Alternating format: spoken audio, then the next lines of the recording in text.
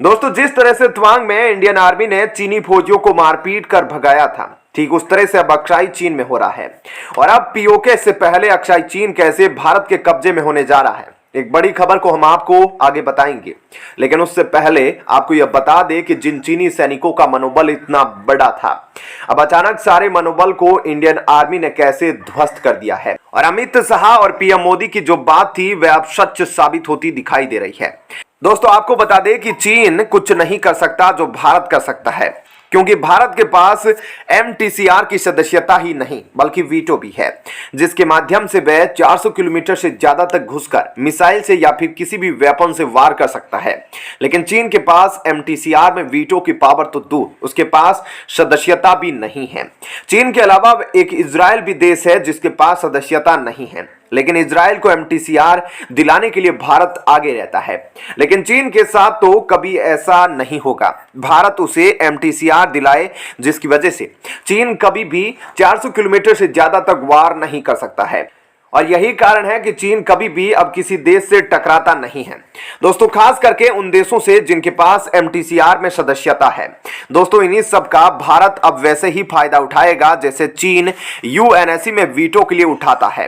क्या कुछ हो रहा है अक्साई चीन में और कैसे अमित शाह की बात सच हुई है, ये तमाम चीजें अब आपको डिटेल में बताते हैं।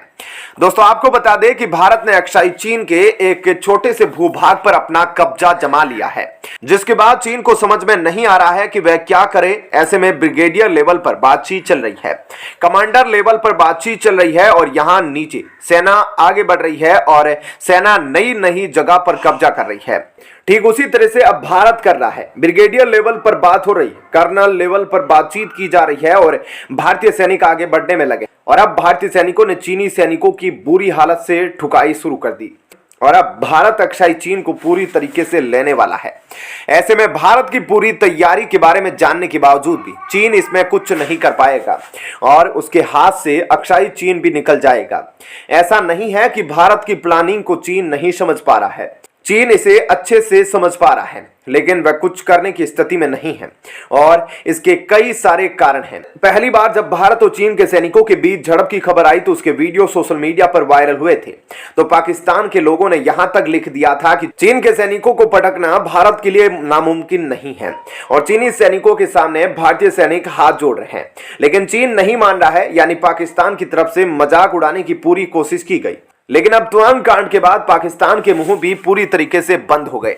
लेकिन अब उल्टा खेल शुरू हो चुका है और अक्साई चीन भारत के पास वापस आने लगा है और चीन काफी ज्यादा बौखलाया हुआ है और उसकी सारी ताकत गायब हो गई है, क्योंकि भारत ने अक्साई चीन की सिर्फ एक चोटी पर ही कब्जा नहीं किया, बल्कि अक्साई चीन की 6 ऐसी पहाड़ी चोटियों पर भारत ने कब्जा कर लिया है, जहां से कम हथियारों की मदद से चीन के सभी हथियारों को नष्ट किया जा सकता है। क्योंकि भारत ने अब जो इन चोटियों पर अपना कब्जा जमाया है, ऐसे में भारत को बड़े बड़े हथियारों की जरूरत बिल्कुल भी नहीं पड़ेगी, बल्कि छोटे छोटे हथियारों से ही भारत चीनी सैनिकों और यहां तक कि चीनी टैंकों को नष्ट कर सकता है। तो दोस्तों, ऐसे में इस खबर पर आपकी क्या राय है जरूर बताएं।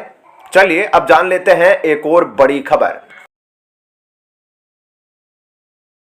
दोस्तों, हाल ही में भारत की मदद के लिए रूस ने ऐसा कुछ किया है जिसने पूरी दुनिया को हिलाकर रख दिया है। दोस्तों, आपको यह जानकर हैरानी होगी कि रूस ने अपने S-500 एयर डिफेंस सिस्टम और भारत को लेकर एक काफी बड़ा बयान दे दिया है। ऐसे में आप सोच रहे होंगे कि रूस ने ऐसा क्या ऐलान किया है और अब वह भारत की मदद के लिए क्या करने वाला है। तो ऐसे में हम इन सभी बातों के बारे में आपको इस वीडियो में विस्तार से बताने वाले हैं। तो चलिए देखते हैं इसके बारे में। दोस्तों, यूक्रेन युद्ध में जमीनी स्थिति चाहे कुछ भी हो, लेकिन इस बात से इनकार नहीं किया जा सकता कि रूसी डिफेंस इंडस्ट्री ने पूरी दुनिया को प्रभावित किया, क्योंकि इतने प्रतिबंध और आर्थिक अस्थिरता के बावजूद रूसी सेना को ज्यादा कमी नहीं हुई है और आज भी रूसी सेना यूक्रेन से युद्ध लड़ रही है। इसके बावजूद सिर्फ 1 साल पहले प्रोडक्शन फेज में एंटर करने वाले S-500 एयर डिफेंस सिस्टम की डिलीवरी अब रूसी सेना को मिलना शुरू हो चुकी है। यानी कि रशियन डिफेंस इंडस्ट्री ने तमाम चुनौतियों के बावजूद इतने एडवांस एयर डिफेंस सिस्टम की डिलीवरी अपनी सेना को करना शुरू कर दी और अब रूस ने S-500 एयर डिफेंस सिस्टम को लेकर एक काफी बड़ा बयान दिया है। कि वह भारत को इसके प्रति कस्टमर के रूप में देखता है। यानी रूस चाहता है कि भारत विश्व के उन कुछ पहले देशों में से एक बने जिन्हें रूस अपने विश्व स्तरीय S-500 anti aircraft defence system supply करेगा। साथ ही जब रूस के डेप्यूटी प्राइम मिनिस्टर 2021 में भारत दौरे पर आए थे, तब भी उन्होंने यह बात कही थी। वह भारत को अपना S-500 air defence system supply करना चाहते हैं, जो कि भारतीय S-400 के साथ मिलकर काफी अच्छी तरीके से काम कर सकता है और भारत की हवाई सुरक्षा को काफी ज्यादा बढ़ा सकता है।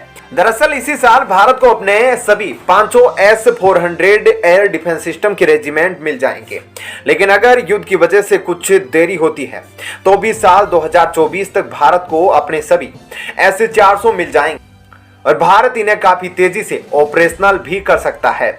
ऐसे में अगर भारत S-500 की तरफ आगे बढ़ता है तो यह भारत की हवाई सुरक्षा को काफी ज्यादा बढ़ा सकता है।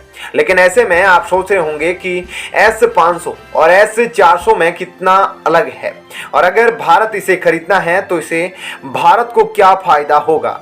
तो आपको बता दें कि S-500 S-400 के मुकाबले काफी ज्यादा एडवांस है, ना कि सिर्फ इसकी रेंज के मामले में बल्कि ट्रैकिंग कैपेबिलिटी के मामले में S-500 का कोई जवाब नहीं है, क्योंकि इसके अंदर एक बिल्कुल नई मिसाइल का इस्तेमाल किया गया है जो कि टैंक, बैलिस्टिक मिसाइल और दूसरे बड़े टारगेट को 600 किलोमीटर दूर तक तबाह कर सकता है।